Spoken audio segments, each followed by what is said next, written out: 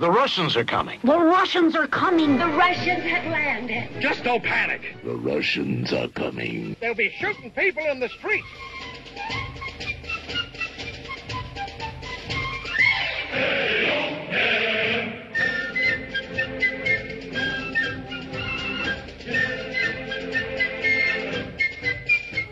Êtes-vous ou avez-vous été communiste? Voici la question à laquelle des milliers d'Américains devront répondre pendant des années de paranoïa anticommuniste. Des campagnes anti-rouges dans les vignettes de chewing-gum pour enfants aux films hollywoodiens, la propagande anticommuniste sera l'un des moteurs de la politique américaine et de politiciens habiles. La chasse aux sorcières fascinera l'Amérique et Hollywood pendant plus de 50 ans. Propaganda is truth made into fantasy. During the war, after the Hitler-Stalin pact fell apart and they became our allies out of necessity, they were not just sanitized, they were romanticized, which actually was consistent with the way many Americans, liberal, progressive Americans, felt about Russia. Out of the turmoil of a world at war comes a romantic adventure of such infinite beauty and tenderness that it will win a lasting place among the screen's great love stories. You've done a dreadful thing to me, my dear Dandy. Taught me to love life again. Oh, darling. Days of Glory introduces two great new stars, Tumanova of the Ballet Russe and Broadway's distinguished stage star Gregory Peck, in an exciting story of a man who learned the idealism of love, of a woman who learned the realism of war. Pro-Soviet film production was something that is really the most forgotten part now of what happened in this whole story. Pro-Soviet movies, B pictures, a B picture meaning low-budget picture, were produced by Hollywood. At that point, it was in our interest to begin making propaganda vehicles to get the support of the American people. Why? Because we were raising money to send over to Russia. We were sending them weapons, billions of dollars of aid, and that had to have support of the American people at some level, or else, you know, the Congress that was doing it would be in trouble. So now you have your propaganda entertainments to show how heroic the Russian people were in fighting our common enemy, the Nazis.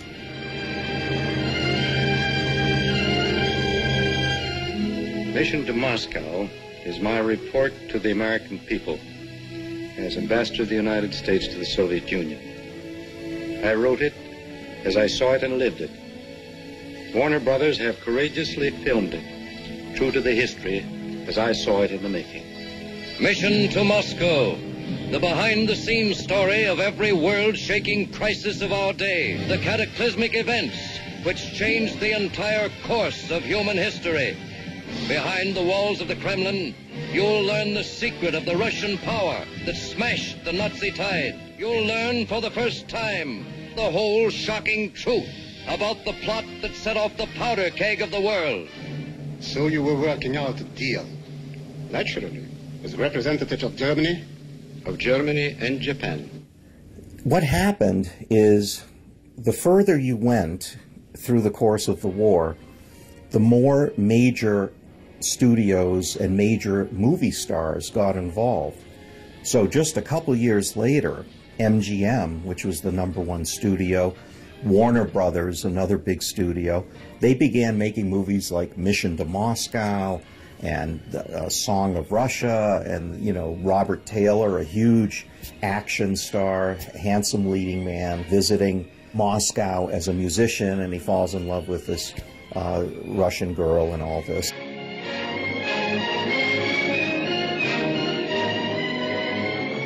If we were in America and I were asked to describe you, I'd say, what a girl. That would be very nice to hear, even in Moscow. I mean, you can call it propaganda, but it also was true. You know, they were fighting heroically, and of course they were fighting to save their own country, but so what? and that enabled us ultimately to win the war. So in Hollywood, there was no reason for the studios and the movie stars not to make these pictures like Mission to Moscow and Song of Russia and all of those.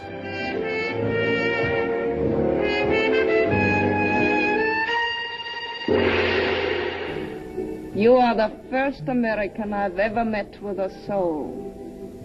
It has a strange effect on me. Listen, Theodore, you know, I wasn't figuring on marriage. Lucky for you, I'm the practical one. We must get married. It is the only way we can get permission to leave Russia. What? You leave Russia? For where? To America.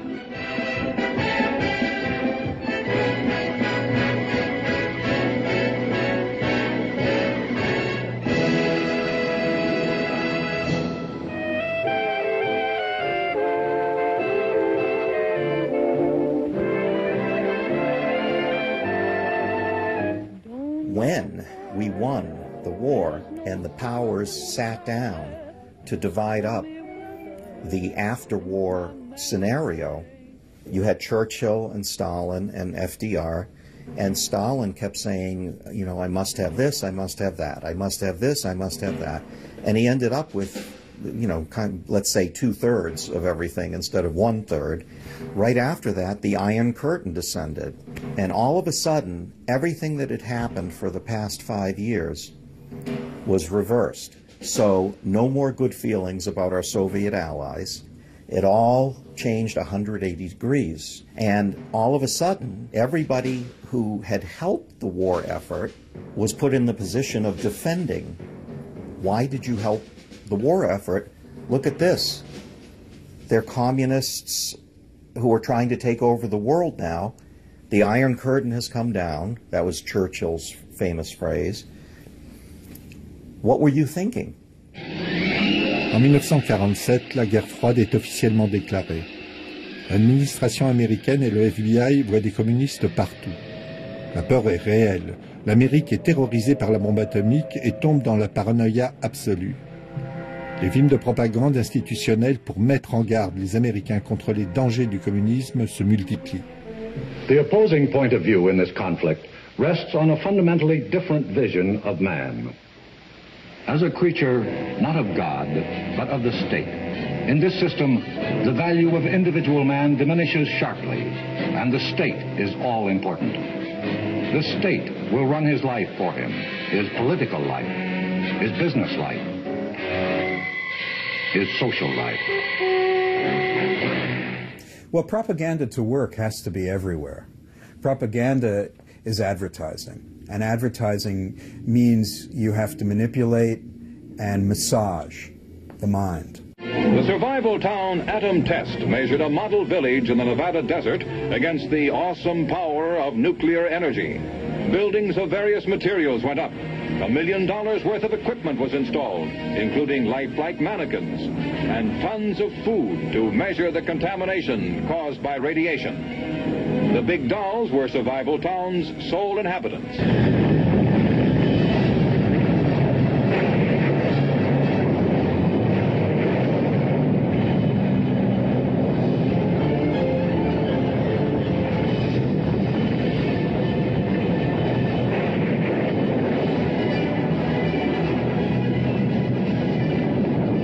During the Red Scare, there were lots of opportunistic companies that felt, okay, well, on one hand, we should warn against the evils of communism and do this American way thing. And on the other, we can make some money doing it as well, because we'll sell bubblegum cards, or we'll sell games, or we'll sell books. La propagande anticommuniste est partout, même dans les vignettes des chewing-gums pour enfants avec des images diaboliques de Staline et Mao. During the 50s, you know, we were brought up to believe that this communism was bad, that because they had the atom bomb, because we had the atom bomb, there was going to be a war inevitably. And when I was a kid, that was it. You know, I figured, why do my homework if there's going to be a war? Combine the ideological issues, you know, communism versus capitalism, which was never cut and dry, with the idea of annihilation, the arms race, And that was a real thing. C'est dans ce contexte que des politiciens habiles comprennent tout l'intérêt qu'ils peuvent en tirer. Le sénateur Joseph McCarthy réalise très vite qu'il est bien plus facile de faire la une des journaux en accusant les stars d'Hollywood que des inconnus ou même des militaires. En octobre 1947, la commission d'investigation sur les activités anti-américaines commence ses auditions sur la présence d'une supposée influence et propagande communiste à Hollywood. C'est un choc pour le public. Il y a des communistes à Hollywood. And I want to assure you that I will not be deterred.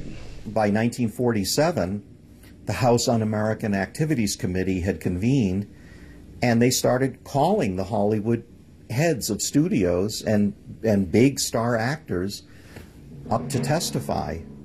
Why did you make this? Why did you make that? What were you thinking? What were you trying to do? Didn't you realize this was pro-Russia? And they were saying, well, yes, that we were told to do that. They were our allies. We were supposed to do that. And one famous exchange was Jack Warner saying, well, FDR invited me down to Washington, and I had a meeting with him, and he asked me to make more of these pictures that were pro-Soviet. But he's dead. He can't back up that story. It seems so bizarre to say Jack Warner, who was hardly a crazy liberal, is sitting up there defending why he had his Warner Brothers movie stars doing what FDR, the President of the United States, told him to do. It's in a way, it's laughable. So while Jack Warner was not censured to the degree that he went to prison or anything of that sort for making Mission to Moscow, many of the actors were put in an exposed position. Now, some of them, like Robert Taylor, who had been in Song of Russia, sat there on the witness stand and said, I always hated those guys. You know, they made me make this movie, which of course they could do back then. The studios controlled you completely. They made me make this movie, but I never wanted to, and I never trusted Stalin and the Russians. They said, thank you very much, and off he went. And of course there were arch conservatives in Hollywood. But for the ones who didn't have a good excuse, or even refused to even pretend to make an excuse, there was trouble. And a lot of the actors ended up blacklisted for years because they had appeared in these movies, or the screenwriters wrote the movies, or the directors directed the movies. They couldn't defend themselves because it seems impossible now, because you're just saying this was 5 years ago. How do you forget 5 years ago we were fighting side by side with the Russians? I mean, come on.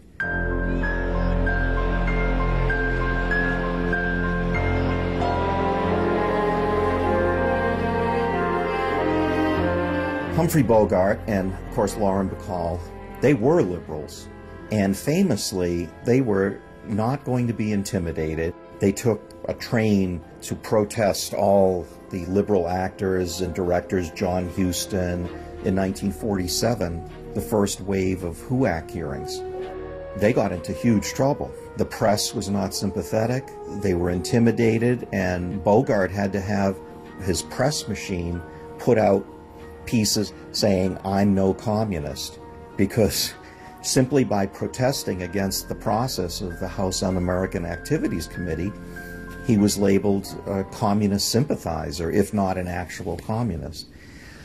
So if you can make Humphrey Bogart back down, then you know it's serious, because he was always the iconoclastic man of Hollywood.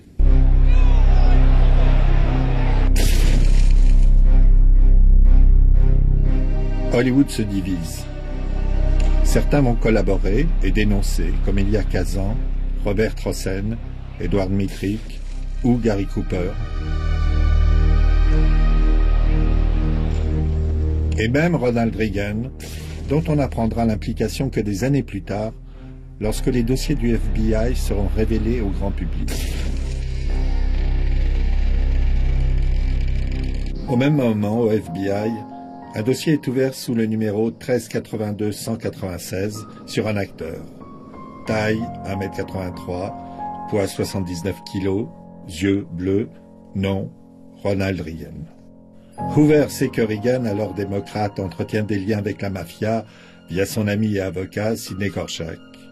Quand il devient président du syndicat des acteurs, censé défendre ses membres face à la commission, Hoover lui fait savoir qu'il a de mauvaises fréquentations. Reagan comprend la menace et retourne sa veste, devenant un agent pour Hoover sous le numéro de code T10. Il lui donne en secret la liste des acteurs et actrices supposés communistes, tout en restant officiellement président de leur syndicat. En 1952, Reagan tombe amoureux d'une jeune actrice du nom de Nancy Davis, dont le nom apparaît dans des réunions communistes. Reagan invente alors une autre actrice du même nom, que personne n'a jamais vue, et blanchit ainsi sa bien-aimée. Hoover classe le dossier Nancy Davis sans suite.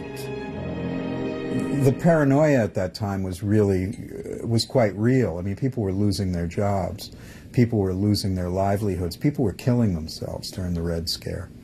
And if you worked for certain organizations, they forced you to go before the committee.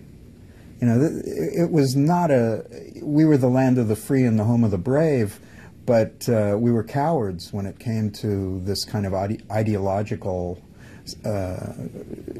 ethnic cleansing, so to speak. You know, it was, let's get all the lefties out of any kind of business where they're going to affect the culture and the society.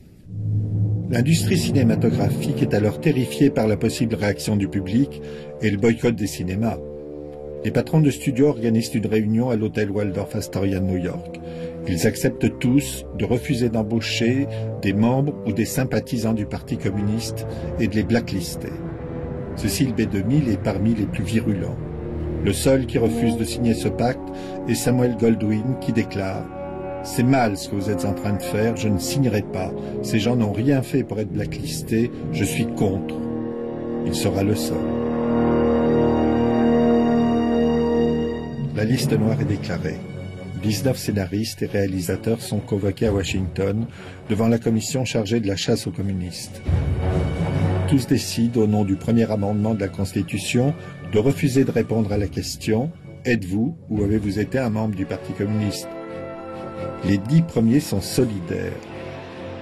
Mais le 11e, qui n'est autre que Bertolt Brecht, accepte de répondre à la commission « Non, je ne suis pas membre du Parti communiste », rendant ainsi caduque la défense des 10 autres.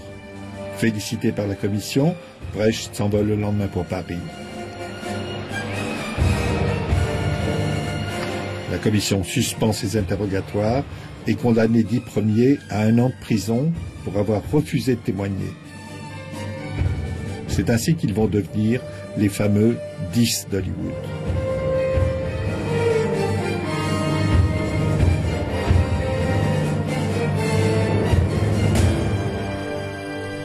Well, Dalton Trumbo, who was, you know, a great film writer and a great thinker, he was smeared, he was blacklisted. He got top billing in Red Channels, which was this book that was published on a regular basis that listed everybody who was considered a communist, and it was kind of like the phone directory. If you wanted to hire somebody, you looked in Red Channels or you called the Red Channels people on the phone. Condamné à 1 an de prison, Dalton Trumbo est renvoyé de la MGM. Le scénariste Ring Lardner Jr. est lui aussi renvoyé de la Fox. Ironie du sort, il reviendra 23 ans plus tard pour sauver le studio de la faillite avec le scénario de MASH de Robert Altman pour lequel il remportera l'Oscar. Le réalisateur Edward Metrick est renvoyé de la RKO comme beaucoup d'autres. Charlie Chaplin devra s'exiler et quitter les États-Unis à jamais. 73 témoins dénoncent plus de 200 personnes qui perdent leur emploi du jour au lendemain. En 1954, la liste noire compte 324 noms. Many careers were ruined, and some of them, like Dalton Trumbo, lasted long enough to come back again and work in mainstream Hollywood. You know, he wrote Spartacus. And he made movies, but he made them under other names. I think he even won an Academy Award under one of his false names. But he was one of the lucky ones. You know, if you have talent and people want you, they'll figure out a way to buck the system. He won an Oscar during the 50s, and he had used a pen name for it, for The Brave One. and somebody else had to go up and get it. So it's like that Woody Allen movie, The Front, where you hired somebody to be your front because you had been blacklisted and could not show your face. And of course, in The Front, Zero Mostel is a blacklisted actor who's eventually commits suicide because his life's been ruined to such an extent. Fairy tales can come true. It can happen to you if you're young at heart. We are investigating the communist conspiracy in the entertainment world. In 1953, there was such a list, and some of this man's friends were on it. Mr. Prince, do you know Alfred Miller? Mr. Prince, did you know Hecky Brown? Do you know Florence Barrett? Are you refusing to answer? Howard, if you don't answer, they can send you to jail. Howard, they won't buy my scripts. I'm on a blacklist. You know what that means? You want to put my name on your scripts? It's not that simple. I write the scripts. I send them in under your name. They buy the scripts, right? It's perfect. You're not a writer. No, I couldn't write a grocery list. You never wrote any of those scripts? Nothing. Not one. I'm practically illiterate. Fairy tales can come true. It can happen to you if you're young at heart.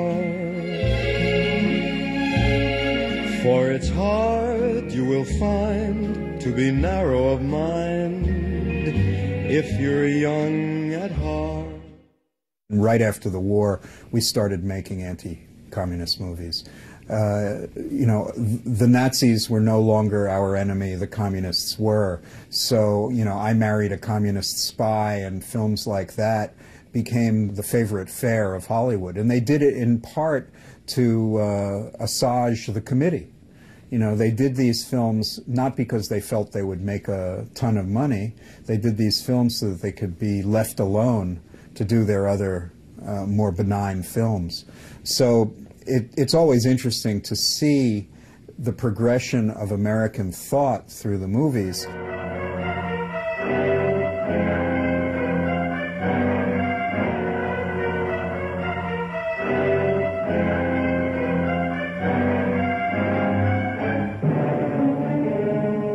Is that?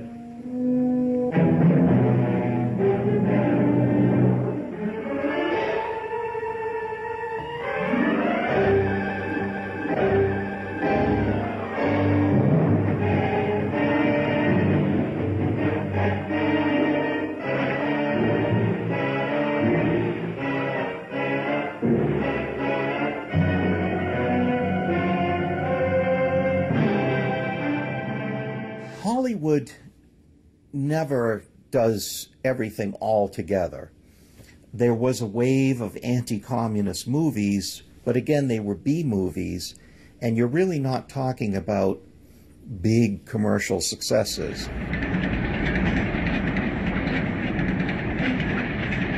En 1953, à la sortie de Pick-up on South Street, la propagande anti-rouge est déjà bien implantée aux États-Unis. Chaque employé des studios doit déclarer sur l'honneur ne pas être communiste, ne jamais avoir appartenu au parti, n'avoir aucun ami communiste et dénoncer toute personne susceptible de l'être.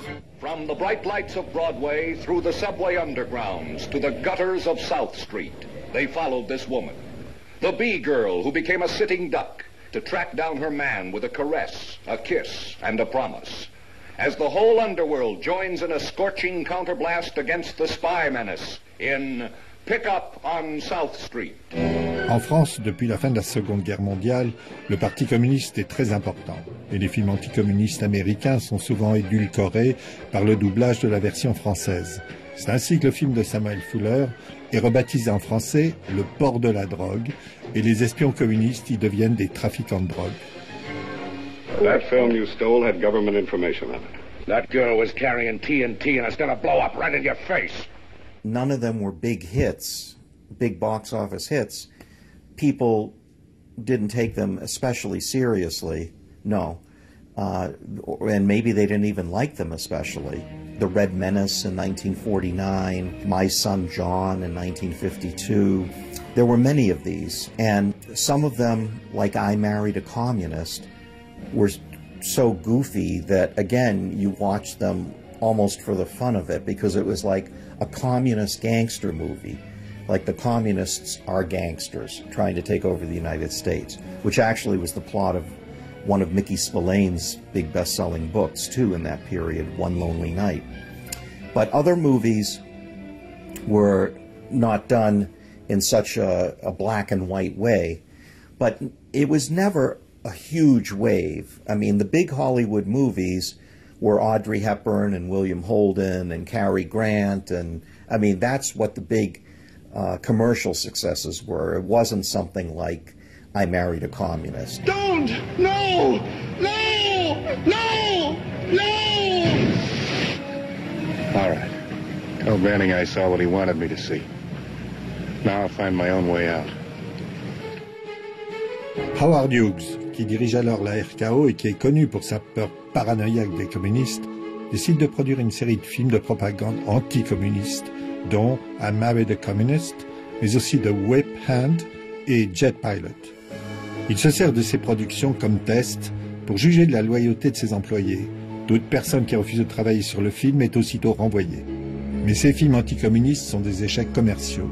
Que ce soit I Married a Communist, que Hughes renomme The Woman on Pier 13, effaçant ainsi toute allusion anticommuniste, ou d'autres films comme My Son John ou Big Jim McLean, avec John Wayne dans le rôle d'un enquêteur de commission sur les activités anti-américaines à Hawaï.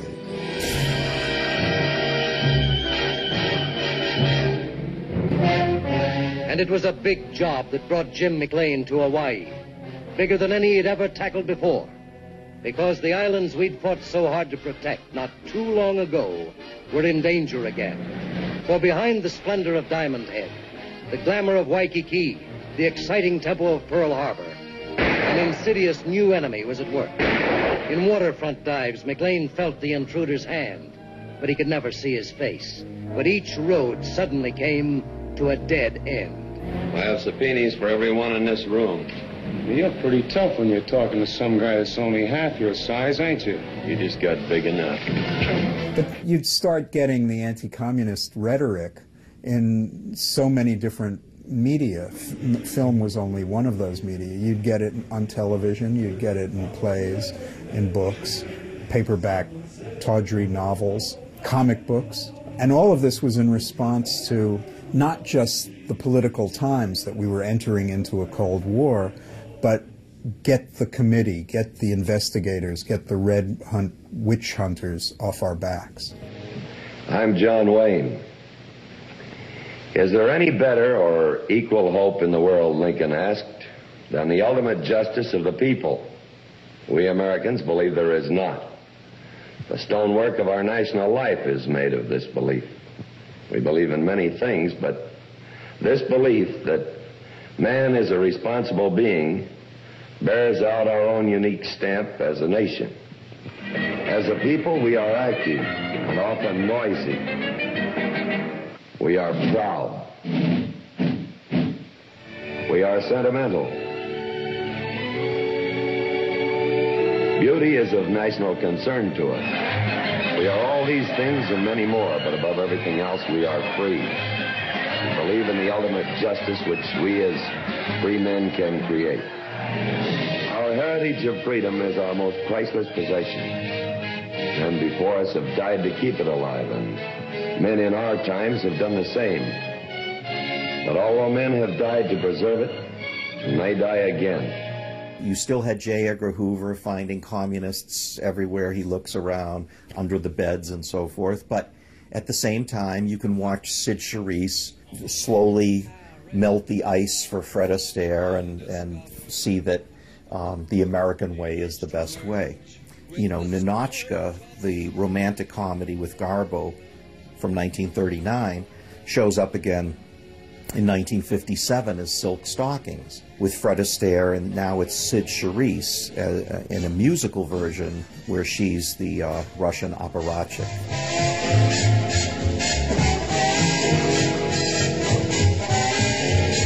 So does that mean that there's no more feeling that there's a Cold War. No, not at all, because at that point in 1957, everyone was terrified of Khrushchev. You know, Stalin, of course, was so scary. Then he dies in 1953, and there's a little changing of the guard a few times, but finally Khrushchev emerges, and pretty soon he's the one that every American is terrified of. После завтрака, на котором директор студии 20th Century Fox и Никита Сергеевич Хрущев обменялись приветствиями и довольно оживленными репликами, советский премьер присутствовал в студии на киносъемке, в том числе знаменитая Мэрилин Монро. Alors que l'Amérique tremble en pensant aux communistes, cela n'empêche pas Hollywood d'inviter Nikita Khrouchtchev à visiter les studios de la Fox lors de sa visite officielle aux États-Unis en 1959.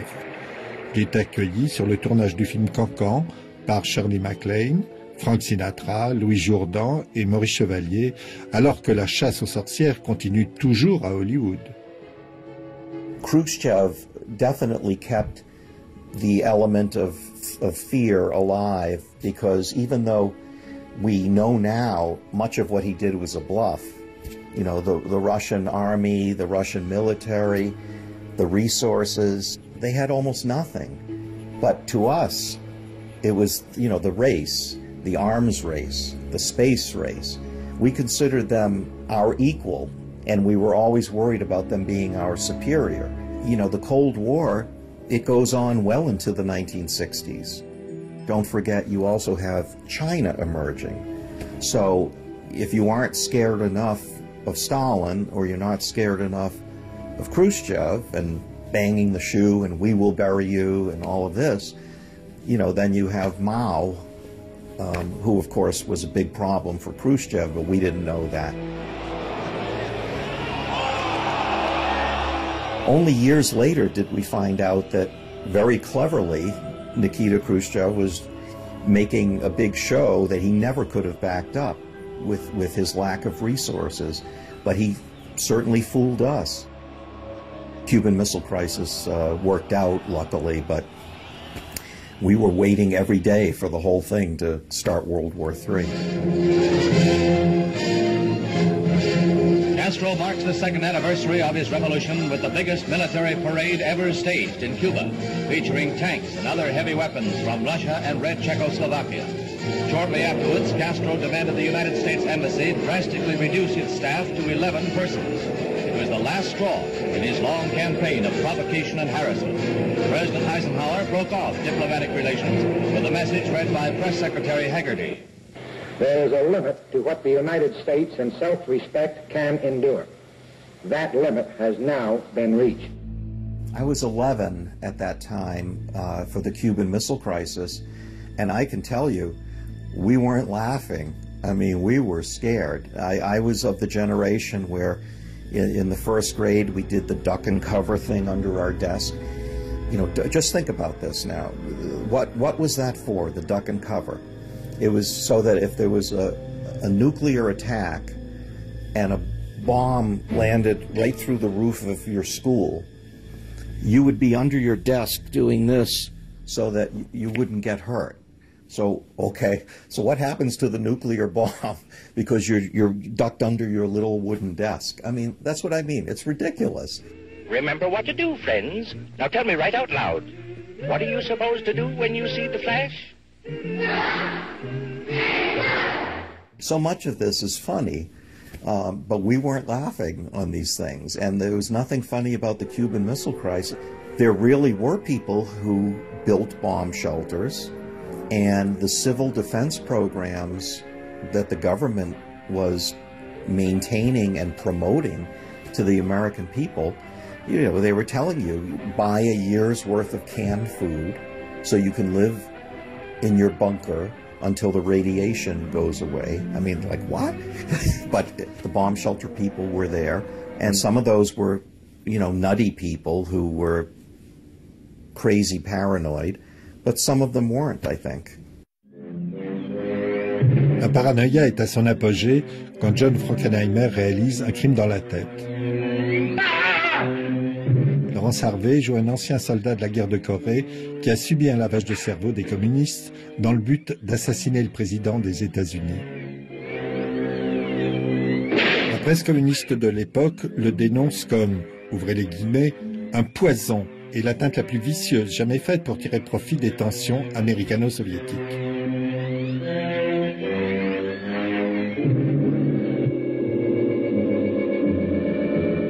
And it was kind of very serious. You know, it wasn't about irony at all until there were films like Dr. Strangelove that kind of began to break the Cold War stranglehold on America and make it into satire. I shouldn't tell you this, Mandrake, but you're a good officer and you have a right to know. It looks like we're in a shooting war. Oh, hell. All the Russians have absent. Well, boys, I reckon this is it. Nuclear combat toe-to-toe with the Ruskies. Dr. Strangelove. Or How I Learned to Stop Worrying and Love the Bomb. A moving picture. There were films like Failsafe, which were very serious, but they kind of twisted and turned around the idea. Yeah, there could be a war, but we could both be at risk, and we could both be the cause of such a war.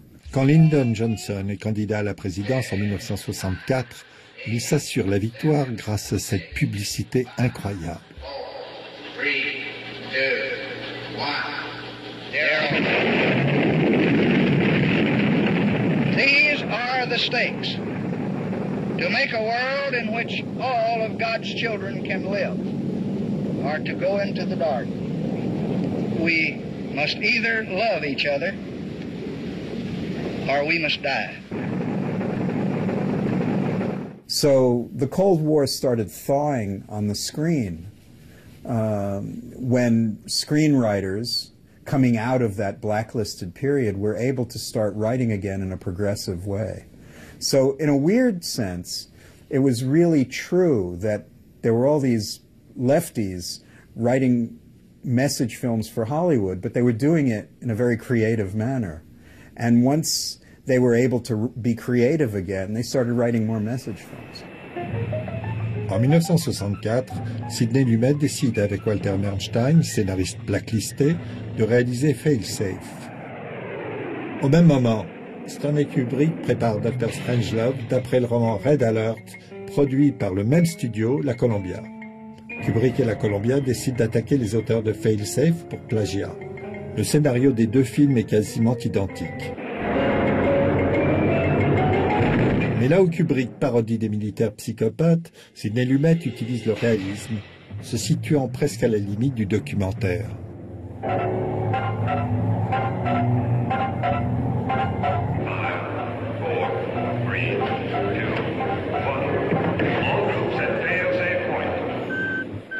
Set the fail-safe box. Open our operational orders. Le film est si réaliste que l'US Army obligera la Columbia à ajouter un avertissement dans le générique de fin, précisant que le film est une pure fiction et que de tels événements ne pourraient jamais se produire. Elle refusera également à Lumet d'utiliser toute image de l'armée. This is General Bogan. Keep receiving, no matter what you hear. Do you understand? Keep receiving. La Columbia sacrifiera le film en l'empêchant de sortir avant celui de Kubrick. And there was always, you know, the studios were saying, okay, well, let's do these religious films like the Ten Commandments, but then other studios would have more message films. It's like Warner Brothers did, you know, more message films than Paramount or RKO. Soon, and after that, you know, you started getting independent directors who were doing their own thing. Hello there, this is your man in Moscow, Carlton Kaduli. This year, an estimated 23,000 Americans will visit the Soviet Union as tourists. We're interested in finding how many Russians are planning to visit our shores. May we speak with you, sir? If you're so able to, you can do it. What is your name, if I may ask? Yuri Rozanov. Yuri Rozanov. May I call you Yuri? You could call me by my nickname. What's that? You. Yes. Well, thank you, you.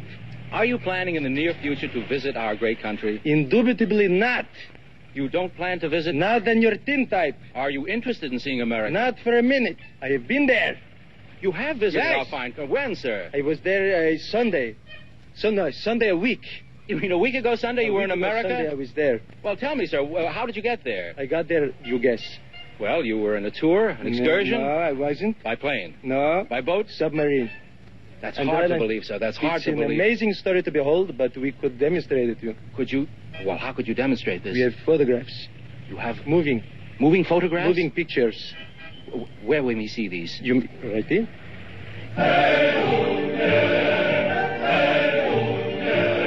You took these pictures? Indeed I did. In color and Panavision? Naturally, we invented it.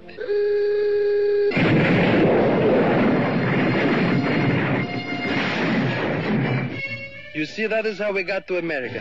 The Russians have landed. This whole danged island's under attack by Russia. The Russians have captured the airport. Yeah. Listen, you guys, we've just got to get organized. For God's sake, we've got to get organized. As you can imagine, we were not expected. Don't fire until you see the light. Get out of the way! You help us get boat quickly, otherwise there is World War III, and everybody is blaming you. Well, The Russians Are Coming was a fabulous film. I think that really began to say, okay, we can laugh about this. When I was a kid, Khrushchev came to New York, and he docked over on 24th or 25th Street, his boat. And I lived on 20th Street, and we went to school on 20th Street. And we were let out one day because we were let out to go protest Khrushchev. And they didn't give us signs or anything, but we were told we could go to the docks and just go, boo, boo, boo.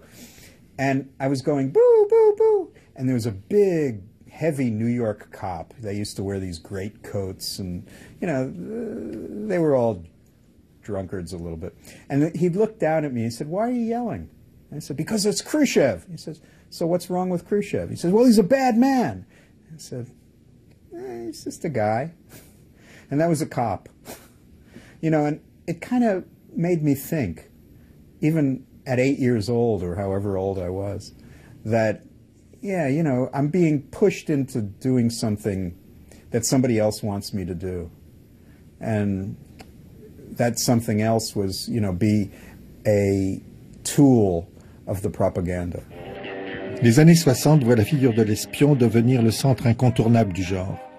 Mais deux formes s'opposent dès cette période. Le super-espion, incarné par James Bond, séducteur glamour luttant contre des ennemis russes qui projettent la destruction du monde, et à l'opposé, l'espion réaliste, réaction souvent antagoniste au premier. Le super-espion et la lignée des 007 connaissent alors un succès commercial phénoménal et révolutionnent le genre. James Bond, that notorious, amazing Dr. No secret agent is back. And half the world is out to kill him. As he pits his murderous talents against the Iron Curtain, Agent 007 cuts an inimitable path through the palaces and boudoirs of espionage. James, you're hurting me. I'll do worse than that if you don't tell me. I'm doing this under orders I know. And what are they? Even if you kill me, I can say nothing. The James Bond thing was fun, but it was a comic book. And, you know, we like that yin and yang as consumers of culture. You know, we want that thing that we could look at and say, okay, this has gravitas. And so it's like listening to classical music. But we still like rock and roll, and not only that, we like pop. You know, we like novelty songs. And James Bond was really well-crafted novelty. I mean, it was wonderful. And then, of course, you know, to find Austin Powers as a takeoff on it, these things always spawn their own takeoffs.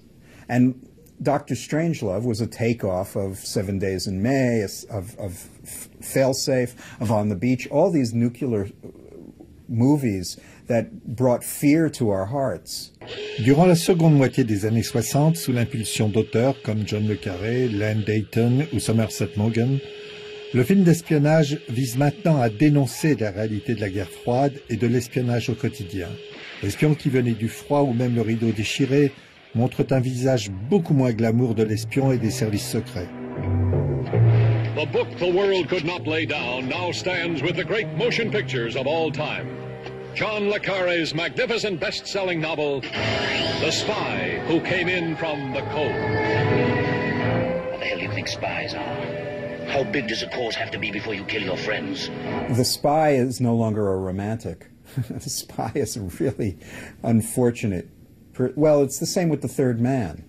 You know, the third man kind of made you feel really depressed and claustrophobic, and the spy who came in from the cold, and these are films about people who are depressing, you know, and live in these kind of imprisoned lives. So things changed in terms of the script writing because the writers were able to show more of their creative side and to show that their characters were not cardboard, they were human beings. À la fin des années 60, le film d'espionnage est influencé par les changements de l'Amérique et ses échecs. Des films comme La Conversation ou Les 3 jours du Condor reflètent ce changement, où désormais les services secrets et les institutions sont devenus dangereux et incarnent le malaise de l'intrusion dans la vie privée. I shall resign the presidency effective at noon tomorrow.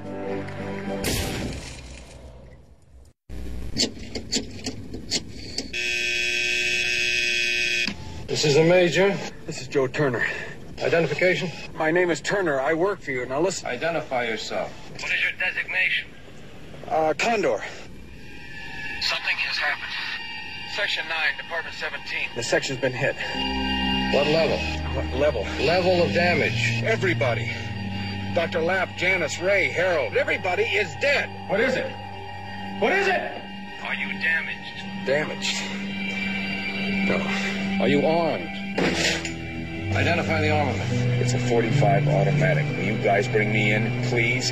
I'm not a field agent. I just read books. We have games. What if? How many men? What would it take? 7 people killed. And you play games. And the other side does too. We always learned that Humphrey Bogart was the anti-hero. So the idea of the anti-hero started growing wings in the 60s, actually, when Humphrey Bogart became an icon for my generation. And anti-heroism became part of the vocabulary. So you started seeing these characters who were kind of caught off guard and became heroes, but they really weren't heroes. I mean, 3 Days of the Condor was one of those movies that I thought was really quite interesting because it wasn't ideological at all. We don't even know who spied against who, really. It was just about how you can get involved in this shit, and there's no real reason except you're involved. You're caught up in the vortex of this horrible experience.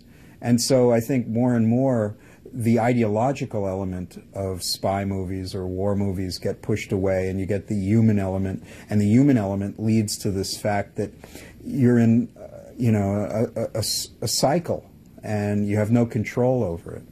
And the characters who are involved are not heroes, they're prisoners who are just trying to survive in some fashion. And sometimes their survival takes on this heroic context or this heroic aura, but they're not, you look at them and they're not really heroes.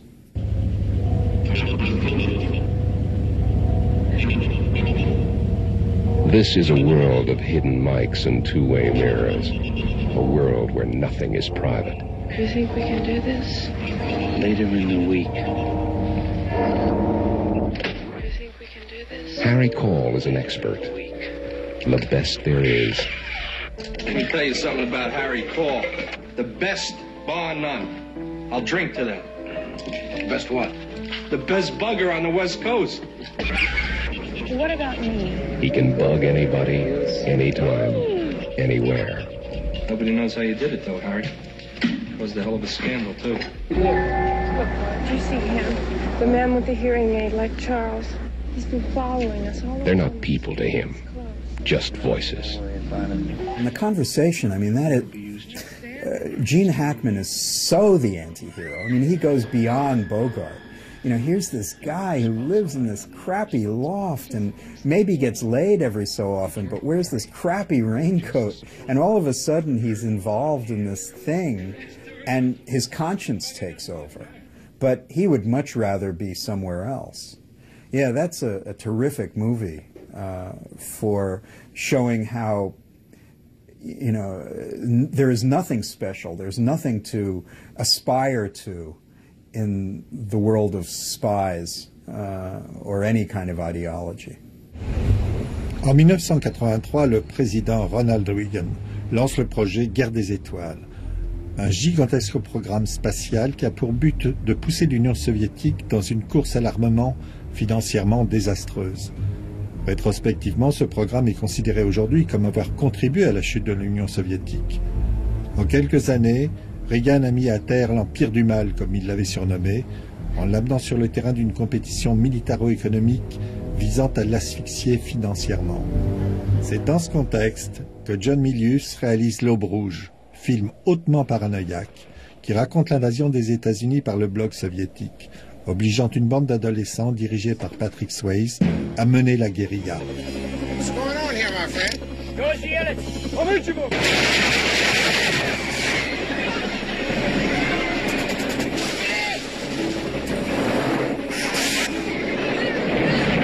This is the emergency broadcast system. We are under attack by conventional forces of the Russian army. It is believed the lead waves were disguised as commercial charter flights. Communications have broken down in other parts of the country. Large areas of the Midwest may have been overrun.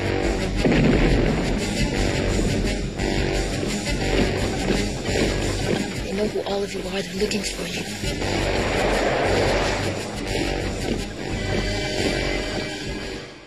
The Cold War, you think of it as the distant past, and I guess as a Cold War, it's a distant past, but, you know, we still don't know what's going on really when you think about it.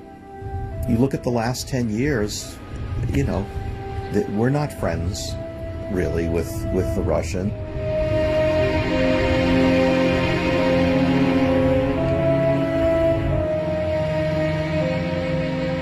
They're still spies, and then every couple years there's another book that comes out that says, guess what?